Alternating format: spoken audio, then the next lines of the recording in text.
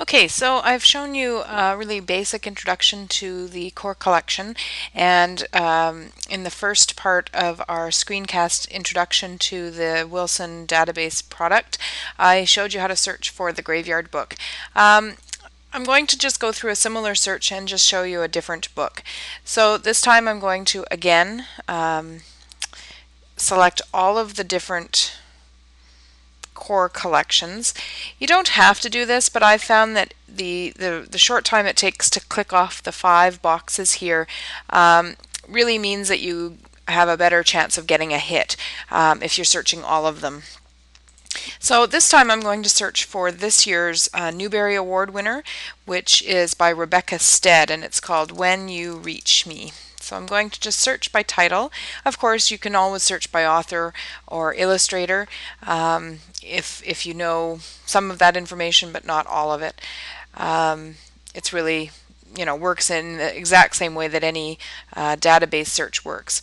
So here again is my first, is the book that I was looking for. It's the first hit.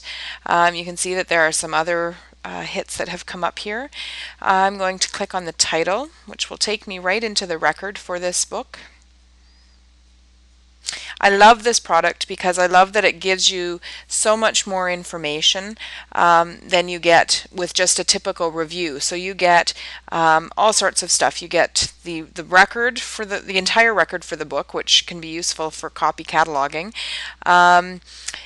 But then it does give you all of these subject headings. It gives you lots of other information. And I love that I can find the best lists that the book was on, just because that gives that extra little bit of information. Now you can see here that it gives you the starred reviews. So these are the journals that gave this book a starred review, and there are 4 listed here. You can only see on this particular record 2 full text versions of the reviews. So that's, you don't get to see all of them. Now if you click on the junior or middle and junior high core collection, you might get to see a little bit more. Let's just see what comes up here. No, it's basically the same thing. So you can see that it works. It provides the same information regardless of which core collection you're searching in. I'm going to look at the bulletin of the Center for Children's Books. Now it says that it's just an excerpt, which means it's not the full text. If you want to see the full text of the review, which I would recommend, then you can click on the Get It at U Alberta link. And it's telling me that I can get the full text by clicking on this Project Muse Premium Collection. So when I follow that link, and then if I just scroll down and find the right review, which should be in here somewhere, and with my luck I may have just completely skipped right by it in my haste.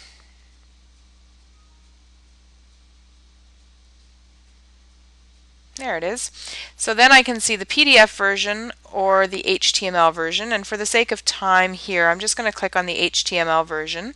If you were going to print it, if you needed a print copy for your files, then you could obviously click on the PDF version and that would make it pretty, but this serves my purpose for this particular assignment.